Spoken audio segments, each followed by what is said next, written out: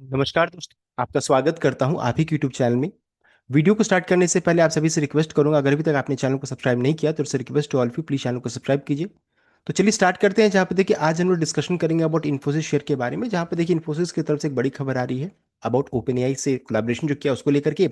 साथ साथ आज कंपनी देखिए रिजल्ट का भी अनाउंसमेंट करने वाली, कंपनी डिविडेंड का भी अनाउंसमेंट करने वाली। तो चेक करेंगे रिजल्ट का एक्सपेक्टेशन क्या है एंड कंपनी कितना डिविडेंड अनाउंस कर सकती है, इन सभी चीज़ों को चेक करेंगे।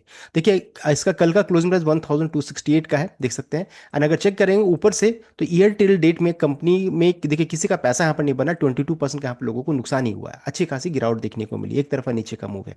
अब देखिए कल मार्केट क्लोज होने के बाद कंपनी की तरफ से यहाँ पर अपडेट आया, बताया गया कि Infosys announces strategic collaboration with OpenAI to escalate enterprise AI transformation and unlock AI value at scale, देख सकते हैं। ये इनेबल करेगा, enabling structured co innovation, scalable enterprise delivery and responsible adoption of agentic AI with Infosys Topaz and Codex. यहाँ पर ये update आया, तो ये यहाँ पर देख सकते हैं कोलैबोरेशन होता हुआ दिख रहा है।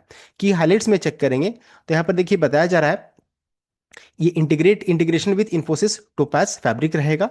Infosys will combine OpenAI's frontier model specifically focusing on codex with its own topaz fabric, a purpose built agentic service। Focus area क्या रहेगा? तो alliance initially target engineering led domains including software engineering and legacy code modernisation, DevOps automation and e commerce and workflow automation को करेगा ये। Strategic goal क्या है? तो by utilising Codex and pre built agents, goal is to improve engineering productivity, reduce time to market and modernise development workflow for global enterprise. And देखिए आज company यहाँ पर रिजल्ट का अनाउंसमेंट करने वाली है एंड उससे पहले देखिए ये एआई से रिलेटेड एक इन्फॉर्मेशन यहाँ पर आ रहा है, तो बहुत ही क्रिटिकल जंक्शन में ये अपडेट कंपनी की तरफ से आ रहा है। तो आज के दिन में हो सकता है इस अपडेट के कारण तेजी भी बन जाए, लेकिन हाँ ध्यान देने की जरूरत यहाँ पर रहेगी बिकॉज यहाँ पर कंपनी रिजल्ट का अनाउंसमेंट करने वाली है। अब इंपॉर्टेंट हो जाता है कि कब ये अनाउंसमेंट कंपनी की तरफ से आएगा। देखिए यहाँ पर बताया जा रहा है कि देखिए मीटिंग कल से ही चल रहा है, 22 एंड 23 दो दिन मीटिंग चलेगी। रिजल्ट का अनाउंसमेंट देखिए 23 अप्रैल को यहाँ पर आने वाला है, देख सकते हैं। तो रिजल्ट एंड साथ साथ यहाँ पर फाइनल डिविडेंड का अनाउंसमेंट करने वाली है। अब क्वेश्चन ये हो जाता है कि ये रिजल्ट कब आएगा, तो चलिए टाइमिंग को जरा चेक कर लेते हैं। रिजल्ट का अनाउंसमेंट देखिए 3:45, यानी कि लगभग मार्केट क्लोज होने के बाद ये अपडेट आएगा। पोस्ट मार्केट आज रहेगा। उसके बाद कंपनी प्रेस कॉन्फ्रेंस करेगी, लगभग 4:30 PM में रहेगा, फीचरिंग लीडरशिप टीम के बारे में। एंड अर्निंग कॉल जो रहता है 5:30 PM में होगा, जो कि 60 मिनट्स का call for investors and analyst का रहने वाला। तो ये इंपॉर्टेंट टाइमिंग है। तो शाम से जो रहता है ना मार्केट क्लोजिंग, आज सभी देखिए इंपॉर्टेंट टाइमिंग मैंने आपको बता दिया है। तो कभी रिजल्ट आएगा? लगभग 3:45 PM में आएगा। उसके बाद फिर मैनेजमेंट कॉन्फ्रेंस चलेगा। तो ये हो गया रिजल्ट का टाइमिंग। नेक्स्ट है, चूंकि डिविडेंड का अनाउंसमेंट करने वाले थे, कितना डिविडेंड एक्सपेक्ट कितना कर सकते हैं। देखिए अगर चेक कीजिएगा तो लास्ट ईयर का डेटा बता रहा है कि 2025 में अक्टूबर मंथ में 23 था रुपीज़ का, मई मंथ में 22 रुपीज़ का। 2024 का चेक कीजिएगा तो अक्टूबर मंथ में 21 रुपीज़ एंड मई मंथ में 20 रुपीज़ का। एंड उससे पहले का देखिए मई मंथ में 8 रुपीज़ का था, देन अक्टूबर में 18 रुपीज़ का था। अब देखिए इस डिविडेंड हिस्ट्री से इतना ही समझ में आ रहा है कि कंपनी इस बार भी डिविडेंड अच्छा खासा अनाउंस कर सकती है, बिकॉज देखिए जितने भी आईटी स्टॉक को चेक कीजिएगा सबने अच्छा खासा डिविडेंड अनाउंस किया। तो इस बार भी एक्सपेक्टेशन अच्छा रह सकता है। रेंज क्या हम लोग एक्सपेक्ट कर सकते हैं? तो 22 रुपीज़, 22 रुपए से लेकर के हम लोग एक्सपेक्ट कर सकते हैं 30 रुपीज़ तक रेंज हम लोग यहाँ पर एक्सपेक्ट कर सकते हैं। इसी रेंज में डिविडेंड होना चाहिए।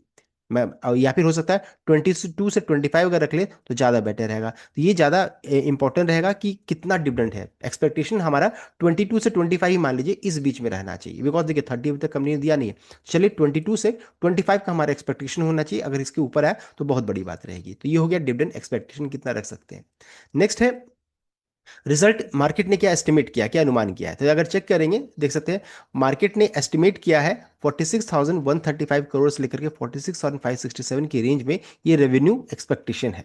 यानी कि क्वार्टरली बेसिस से 1.4% से 2% का यहाँ पर देखिए उछाल है, एक्सपेक्ट किया जा रहा है। और ईयरली बेसिस में चेक कीजिएगा, देख सकते हैं ये लास्ट ईयर था 40,925, यानी कि ईयरली बेसिस में चेक कीजिएगा तो लगभग 14%, 14% का उछाल एक्सपेक्टेशन है। तो रेवेन्यू के टर्म्स में ठीक ठाक सा यहाँ पर माना जा रहा है कि अच्छा ग्रोथ होना चाहिए। रेवेन्यू अगर हम लोग यूएस डॉलर में चेक करें तो 4,989 मिलियन डॉलर्स का, जो कि डाउन रहेगा 1 से 2.2% क्वार्टरली बेसिस में। नेट प्रॉफिट को चेक करेंगे तो 7,518 करोड़ का ये एक्सपेक्टेशन है मार्केट का कि इतना आना चाहिए। ईयरली बेसिस में चेक कीजिएगा तो देखिए लास्ट ईयर कितना आया था, तो देखिए 7,218 का, यानी कि ईयरली बेसिस में तो यहाँ पर ग्रोथ है। लेकिन क्वार्टरली बेसिस में चेक कीजिएगा तो 1.5% का डिप है, बिकॉज पिछले क्वार्टर में 7,625 का था, यानी कि यहाँ पर डाउनफॉल आ सकता है, लगभग 1 से 2% का गिरावट हो सकता है। एबिट मार्जिन 21% से 21.2% का जनरली फ्लैट यहाँ पर रहेगा, यानी कि रिजल्ट जो देखिए आप अगर यहाँ पर देखिएगा तो बहुत ज्यादा कोई तोड़ फोड़ रिजल्ट एक्सपेक्टेशन नहीं है। यहाँ पर यह है कि क्वार्टरली बेसिस में थोड़ा सा प्रॉफिट में दबाव भी हो सकता है, तो इन सभी चीज़ों को ध्यान दीजिएगा। अगर मान लीजिए जो जो एक्सपेक्टेशन है उससे अगर ऊपर आया तो बहुत अच्छी बात रहेगी, फिर कल के दिन में आपको अच्छा खासा गैप अप भी रहेगा। अगर मान लीजिए कंसेंसस से नीचे आया तो फिर अच्छी खासी गैप डाउन भी होगी। इन सभी चीज़ों के लिए मेंटली प्रिपेयर्ड रहिएगा। साथ साथ साथ सबसे इंपॉर्टेंट फैक्टर जो अभी हो जा रहा है वो है गाइडेंस। अगर चेक कीजिएगा, एचसीएल टेक का रिजल्ट मिला जुला था, लेकिन गाइडेंस बहुत खराब था, जिस कारण से अच्छी खासी पिटाई, 10% ज़्यादा स्टॉक गिर चुका। तो यहाँ भी गाइडेंस इंपॉर्टेंस होगा। This is the most critical factor for stock movement. Most brokerage जो रहता है एक्सपेक्ट कर रहे हैं रेवेन्यू ग्रोथ गाइडेंस ऑफ 2 से 5% in constant currency for the next physical year. तो ये इंपॉर्टेंट होने वाला है, क्या इनका गाइडेंस रहता है पूरे फुल ईयर का।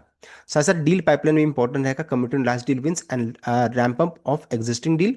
देन मैक्रो हेडविंड में क्या क्या है, तो management perspective on impact of geo political tension, specifically Israel Iran situation and generative AI driven shift in client spending and project Maximus के बारे में, update on effectiveness of cost of this cost optimisation programme in supporting margin. तो ये management commentary में क्या update आएगा, ये matter करने वाला है। तो देखिए हम लोगों ने डिटेल वे में चेक कर लिया इन्फोसिस का रिजल्ट का एक्सपेक्टेशन क्या है, हम लोगों को क्या क्या चीज फोकस करना है, एंड डिविडेंड क्या एक्सपेक्टेशन रखना चाहिए। सो इतना कंप्लीट अपडेट, आई होप आप लाइक किया, शेयर किया, चैनल को सब्सक्राइब कीजिएगा। Thank you.